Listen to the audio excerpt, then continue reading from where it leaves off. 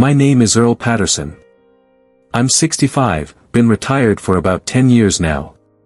Former Marine. Did 3 tours in Afghanistan, mostly in Helmand province, a real hellhole of red dust, IEDs, and roads that never seem to end. Now I live alone on the outskirts of Odessa, Texas. It's the polar opposite, dry wind, cracked earth, and so quiet you can hear the old wooden door hinges squeak like someone whispering secrets. My place isn't fancy. Not exactly the kind of dream retirement home you see in brochures. It's an old mobile home, parked right on the edge of an empty lot, turned to the west to try and avoid the worst of the afternoon sun. No fence, no garden, just a few cinder blocks around the bottom to keep it from tilting too much. I ran the water lines myself, tapped into the power from the utility pole down the road, and fix things myself when they break down. Call it thrifty, call it stubborn, depends on who you ask. I've been divorced since my early 40s, no kids. My ex-wife died of cancer a few years back. I didn't go to the funeral. Not out of spite. Just, some things are too far gone to try and fix. And me? I didn't need anyone. That's what I thought, anyway. I do have a friend, though. His name is Boomer. Boomer's a German shepherd, brown eyes, ears always perked up, still built like a tank even though he's 14. He used to be a K9, served with me in a bomb detection unit. We've been together since 2008, when I got assigned to a patrol team in a high-risk area. Boomer had just finished his training, and he was sharper and had a better nose than any dog I'd ever seen. We were inseparable for almost 2 years. He's the reason I'm still alive. Back in Helmand in 2009, my unit got ambushed while checking out a road leading to a supply depot. That day was a scorcher. Sand caked on my body armor, sweat stinging my eyes. I remember Boomer just stopping, wouldn't go any further. At first, I thought he was tired.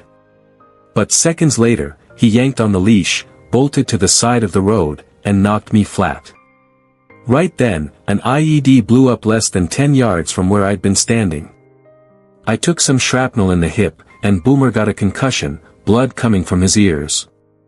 But he still got up, barking like crazy until the rest of the team found us. After that, I never doubted his instincts. When Boomer finished his tour, I filled out all the paperwork to adopt him. The military doesn't make it easy, but I stuck with it. He couldn't just be locked up somewhere in retirement like an old machine. He'd fought, he'd saved lives, and he deserved a home. And me. I don't know if I qualified as family anymore, but at least I could give him a place to live in peace. Since coming back to the States, we've been living out here. Every morning, I make a pot of strong black coffee, pour some water into Boomer's metal bowl, and then walk 2 laps around the house. Not for exercise. But because I'm used to being on watch. Used to scanning from left to right, keeping my back straight, taking regular pauses to observe. Boomer sticks close, always on my right side. His left hind leg drags a little from a torn ligament. He can't run fast anymore, but he still keeps his head up, ears always alert. Whenever there's a strange noise, a car horn, an unfamiliar engine, or kids shouting in the distance, he turns his head, looking at me as if to ask, should I take care of that? I like to sit on the front steps in the late afternoon, watching the sun go down behind the trees in the distance. Sometimes, neighbors drive by, some of them wave. I don't wave back. Not trying to be rude. It's just. I'm not sure I remember how to wave without feeling awkward. There's a kid named Ben, about 7 or 8, who rides his bike past and waves. Boomer always wags his tail. I pretend I don't see. One time, the neighbor to the left, her name is Ethel or Edith or something, knocked on my door and invited me over for dinner. She said, I'm grilling steaks, you and the dog are welcome to come over and have some company. I turned her down. The excuse I gave was that I didn't eat steak. I actually do, but I didn't know how to be more gentle about rejecting the offer. She gave a strange smile and walked away. No more invitations since. Doesn't bother me. I'm used to it. But lately, Boomer's been acting different. He doesn't spend all day in the shade under my truck like he used to. Instead, he's been hanging around the corner of the porch on the right side, where I keep some old wooden crates. Every morning, he goes over there, sniffs around, and starts digging with his paws, not hard, but persistent. I've stopped him a few times, but as soon as I turn my back, he goes right back to it. I figured he was hearing a mouse or something. But then I noticed his eyes. Boomer has a look that I've seen a lot before, when he smells an IED, or when there's something off that people wouldn't notice right away.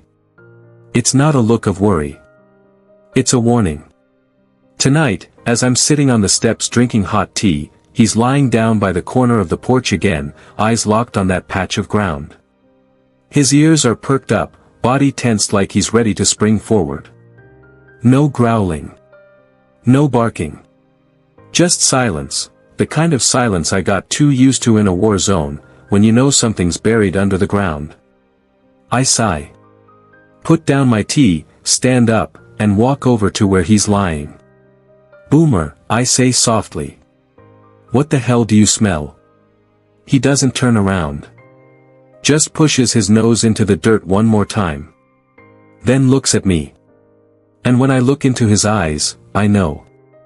Boomer has sniffed out something that I haven't. I kept putting it off, didn't dig right away. Partly because I wasn't sure I wanted to know what was down there. Partly because I felt a little foolish. Thinking I was getting so old I imagined things. But Boomer's eyes weren't joking. The way he rested his chin on the ground, not moving, focusing on one spot, it was like the time I saw him at an intersection in Marja, when he found a tripwire buried under some fresh dirt. So, the next morning, I make coffee like usual, take a few sips, and then quietly grab the old shovel leaning against the side of the house. I don't say anything to Boomer. He's still lying there, eyes half closed, but I know he's watching every move I make. The ground is dry, pretty hard. I don't dig deep, just gently scrape away layer by layer. Every time the shovel hits a rock, I pause for a few seconds. Kind of funny, a 65-year-old man in faded khakis, hands shaking, digging in the dirt like he's doing something illegal. It takes me about 10 minutes to find a small piece of metal, rectangular, glinting in the dark soil. At first, I think it's a lid from a tin can. But as I scrape away more dirt, the shape becomes clearer. A gray plastic edge, with round holes on each side, the right size for detonator switches. I stand straight up. The hand holding the shovel goes numb. A claymore. An anti-personnel mine. The kind designed to spray hundreds of steel balls in a 60-degree arc, enough to wipe out a whole patrol if they're in the wrong place. It's buried under my porch. Less than 6 feet from where I sit drinking tea every evening. My vision blurs for a second. Not from fear. But from something pulling me back 20 years. I hear the crunch of boots on gravel, the smell of sweat mixed with gun oil, the broken static of a radio trying to find a signal. I even hear the voice of a kid that died, Jimmy, face still covered with acne, just after eating half a bag of peanuts right before he got blown to bits. I kneel down, move back a few steps. There's no manual for old men on how to deal with this kind of thing. When I was a soldier, we had a whole bomb disposal unit, procedures, radio contact. And now, I'm standing in my yard, heart pounding, hands shaking so bad that my phone falls out of my pocket and I don't even hear it. I stumble over to a chair, pull out my phone to call 911. My fingers shake so much I dial the wrong number 3 times. The screen keeps flashing, showing names of people I don't know. That's when it hits me, I'm not in control of this situation anymore. I look up, about to call out for Boomer. But the first thing I see is the messy hair and big round eyes of young Ben. He's standing behind the fence, gripping the bars, grinning. What ya diggin' for? Is the dog digging too? I'm caught off guard for a moment. How did you get in here? I growl, louder than I meant to. I pushed the gate. It wasn't locked. The kid shrugs. I just wanted to play with the dog, I swallow hard. Listen to me. Go back. Get out of the yard now. He blinks, confused. But maybe my look is serious enough that he listens.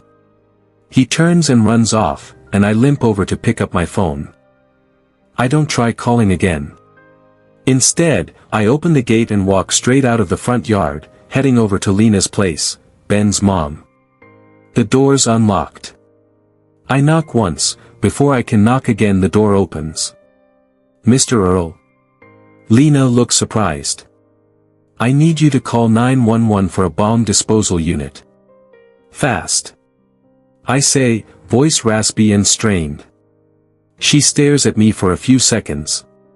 Maybe she thinks I'm losing it. Then she sees my shaking hands, and Boomer standing right behind me, eyes fixed on my yard, and she nods. Less than 15 minutes later, 4 police cars and a bomb squad show up. They tell me to back away, put up barriers around the porch. A guy in a thick flak jacket and helmet goes in to finish digging. Boomer's told to stay back, but he doesn't bark, just stands there quietly, tail slightly tucked, that familiar look of waiting.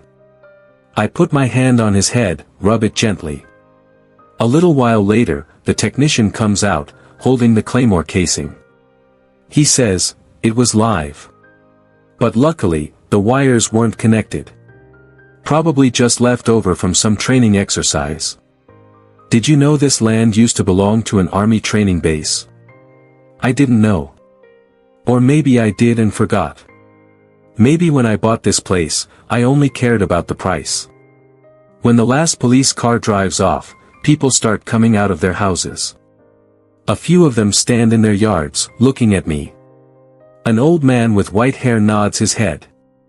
Ethel, the woman who invited me to dinner, walks over and says quietly, you probably saved the whole neighborhood today. Before I can answer, Lena brings Ben over. She looks at me, a little hesitant. Ben smiles and reaches out to pet Boomer. I told you he was smart. This is a smart dog. I nod slightly. Lena says, thank you. If it wasn't for you, I wave her off. It was him. I look at Boomer. I was just following his lead. They stay for a bit, then say goodbye. I nod, don't smile, but nod. It's been 10 years since I've had to nod at anyone. And yet, that day, I think I nodded 3 times. Strange thing. Things moved faster than I expected after the day I dug up the mine. I wasn't used to all the attention. But for 2 days straight, every time I went to the grocery store, people would nod and say hello.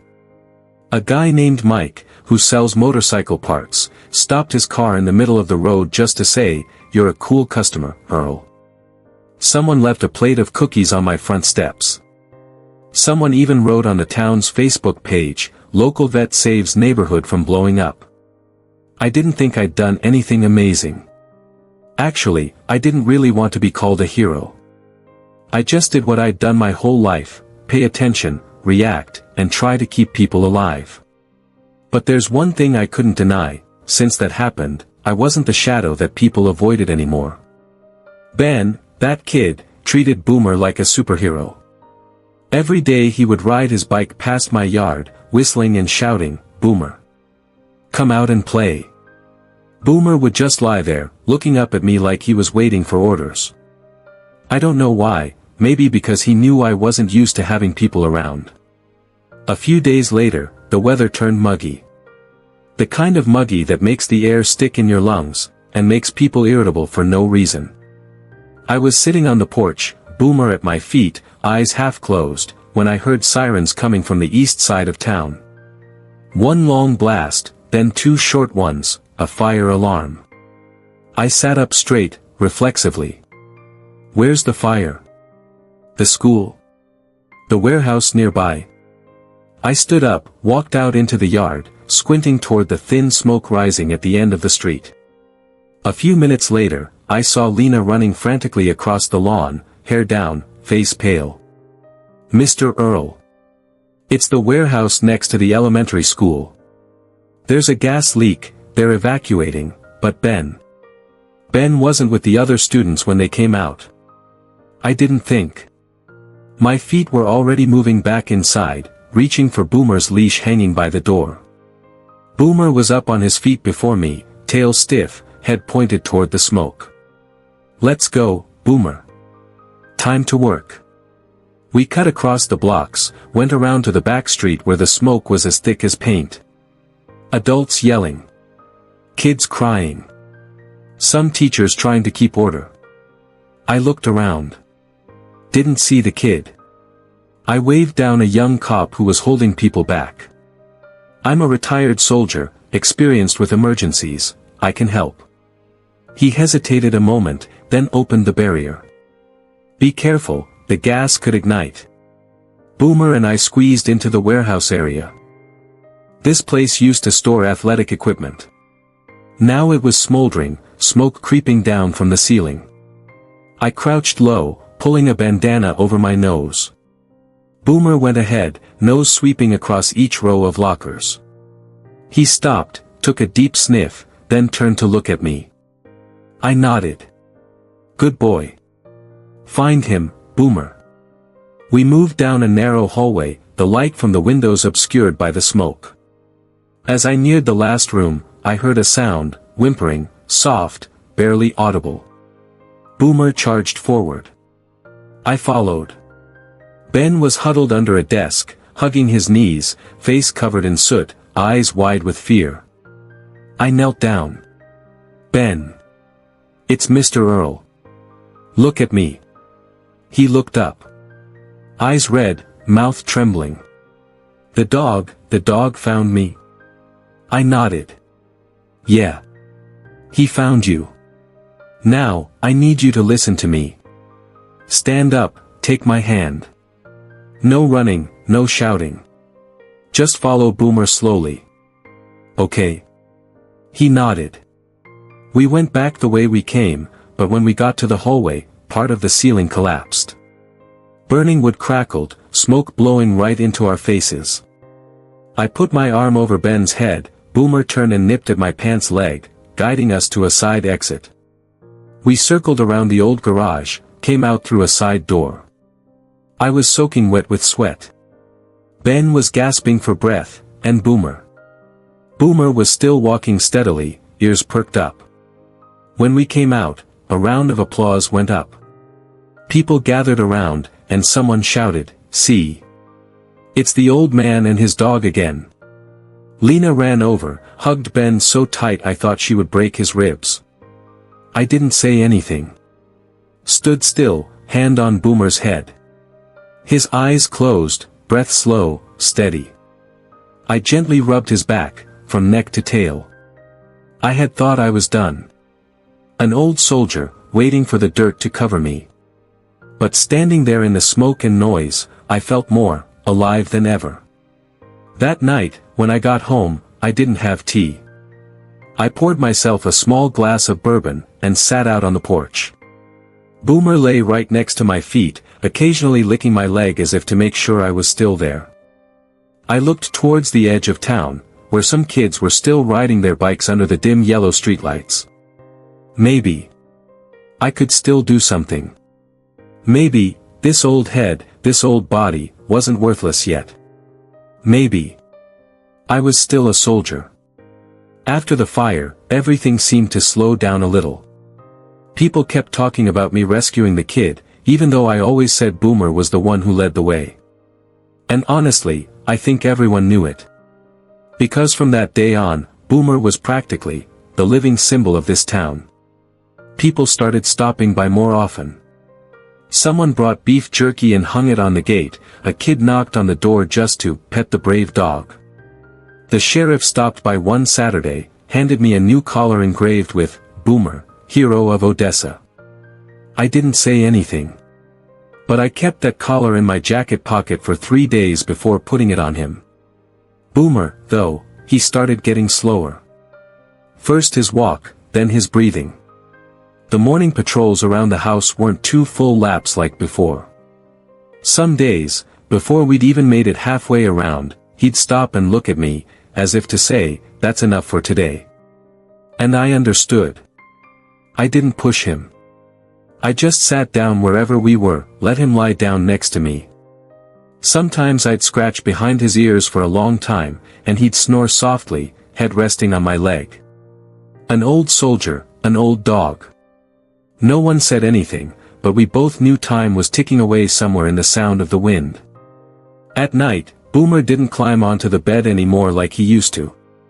He lay at the foot of it, and then moved to laying by the door. I put down an old pad for him, put a blanket on it, and put my old jacket beside him. In the beginning, he would try to drag himself over to rest his head on my leg. After that, he stopped. Some nights I woke up, and he was shaking. I hugged his body, which was clearly getting thinner, and stroked him from his neck down to his hips. "It's okay, I'm here," I whispered, the same way I used to talk in Sanjin when the bombs started whistling over the barracks. I didn't cry. But my throat burned like it was full of sand. It felt like the whole town could sense it, too. Ethel brought over hot soup every evening, saying it was, for you, but if the dog wants some, that's okay too. Lena brought me some joint supplements for dogs, imported from a big veterinary clinic in Midland. Ben stopped calling Boomer out to play. He just stood outside the fence, waved, and kept going. No one said, "Boomer's dying." But everyone was waiting. And so was I. I just didn't know what I was going to do when it actually happened. Boomer died on a quiet morning. No barking. No pain. No one but me. It was a chilly day, fog like a thin sheet covering the fence. I woke up earlier than usual, put the kettle on the gas stove, and then turned to the door as always. But Boomer didn't run out. I thought he was still asleep at the bottom of the stairs. But then I saw him, lying still on the porch steps, head resting squarely on his front paws, eyes closed, body leaning slightly to one side. No twitching. No scratches. Like he was just taking a nap. I sat down beside him. Put my hand on his back. Still warm. The fur on his neck still smelled like yesterday's sun. But there was no breathing. No slight twitch every time I touched him like there had been before. I sat like that for a long time, I don't know how long.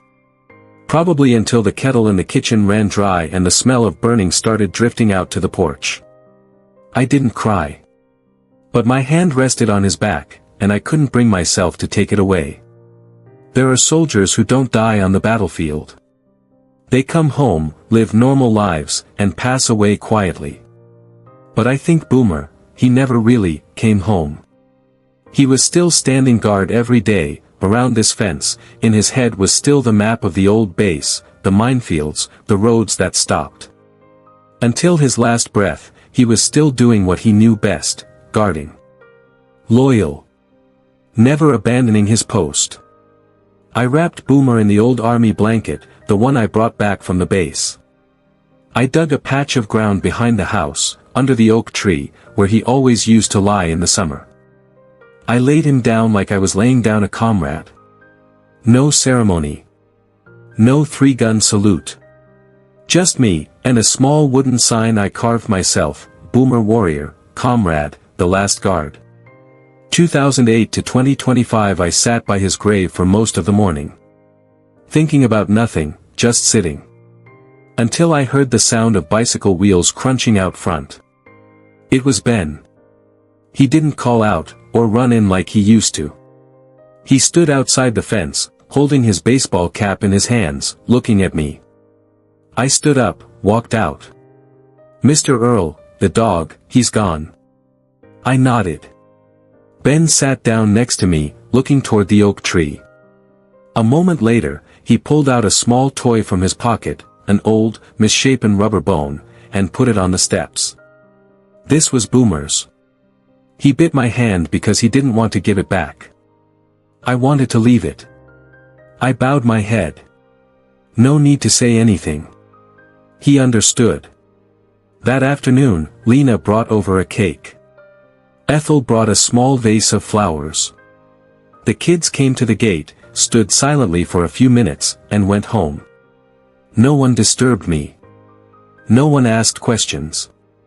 Just a respectful silence, like a ceremony that this town had never done but everyone knew how. That night, I sat on the porch, the same old tea, but without the sound of paws clicking on the wooden floor. Missing. I looked out at the fence, where Boomer used to lie, stand, charge toward the first sign of trouble to protect me, protect this whole place. I put my hand on my thigh, stroked it gently, as if he was still there. This post, it's my turn to guard now, I said softly, almost whispering. At this age, people don't need to start over. But sometimes, losing something doesn't mean the end. It's just a transfer, from a dog that used to fight, to an old man who knows there's still someone who needs him. The next week, I signed up to be a part-time volunteer for the children's reading program at the town library. The kids could sit around me, listening to me tell stories about Boomer. Maybe I'd teach them a few simple hand signals, the things I taught Boomer back then. Not to remember, but to keep the good things from disappearing. Boomer used to guard me. Now it's my turn. This post, I'm still standing.